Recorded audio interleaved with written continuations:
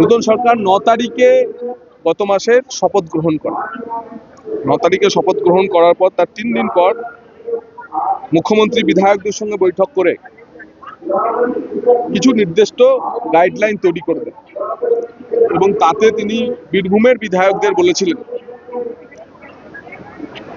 যে বীরভূমে এখানে সিন্ডিকেট রাজ চলে, বিশেষ করে পাথর, বালি, কয়লা ইত্যাদি নিয়ে, সেই সিন্ডিকেট রাজ খতম করতে হবে। আমরা জেলা প্রশাসনের সঙ্গে বৈঠক করে 16ই মে থেকে পাথরের উপর যে নকল চালান রিসিপ্ট বা ডিসিআর যাকে বলে কালেকশন, সেটা নিয়ে বলি যে দুর্নীতি বিগত সরকারে হয়েছে তা আমরা অ্যালাউ করব না। এবং ভূমি দপ্তর, পরিবহন দপ্তর মানে এমভিআই, সাধারণ প্রশাসন এবং পুলিশের তরফ থেকে এ নিয়ে একটি অভিযান শুরু হয় এবং বীরভূমের 10টি ডিসিআর গেট থেকে ডিসিআর কালেকশনের উপরে কঠোর, যাকে বলে যে নজরদারি এবং সংগ্রহ, রাজস্ব সংগ্রহ, সেটা শুরু হয়। গতকাল 1 মাস পূরণ হয়েছে। এই 1 মাসে পাথর থেকে আমরা 72,78,00,000 টাকা সংগ্রহ করেছি, রাজকোষে জমা পড়েছে। মাঝখানে ঈদের কয়েকটা দিন একটু রেভিনিউ কম হয়েছিল। ঈদের সময়টুকুতে রেভিনিউ কম না হলে আমরা 100 কোটিতে পৌঁছাতাম। বর্ষা ইত্যাদির কারণে জুন মাসে যদি খুব সমস্যা না হয় তাহলে এই 16 জুন থেকে পরের মাসে জুলাই পর্যন্ত আমরা এই রেভিনিউকে, বৃষ্টির কারণে যদি গোলমাল না হয়, আমরা এই রেভিনিউকে 100 কোটিতে নিয়ে যাব।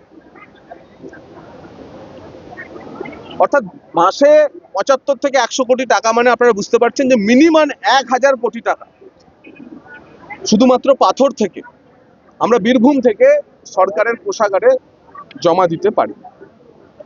কিন্তু অতীতে কি হয়েছে?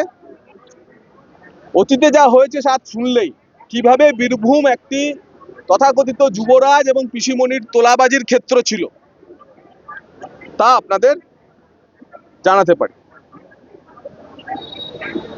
প্রশাসনের যা রেকর্ড, প্রশাসনের রেকর্ডে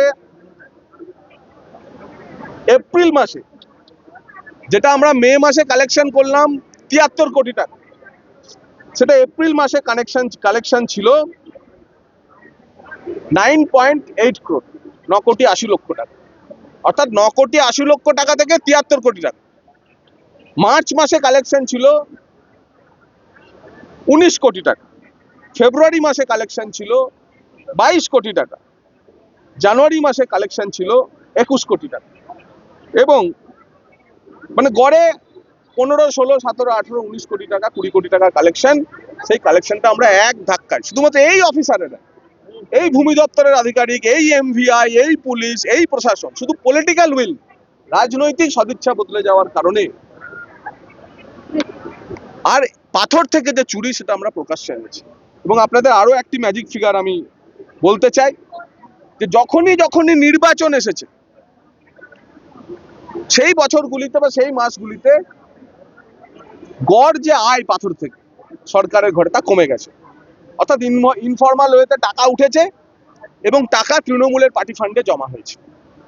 যেমন ধরুন 2020-21 সাল, যে 21 সালের নির্বাচন ছিল, সে 20-21 সালের অ্যাভারেজ 12 মাসের অ্যাভারেজ ছিল 9.6 crore।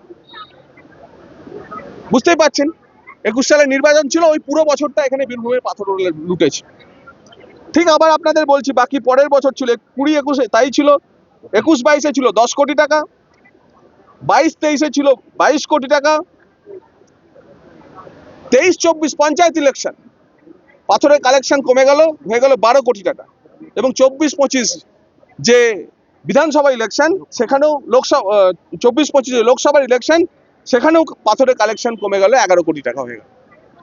অর্থাৎ এখানে সরকারি রাজস্ব লুট করে পার্টির তহবিল ভর্তি করা হতো। 1 মাসের মধ্যে এই ব্যবস্থার আমরা বদল এনেছি।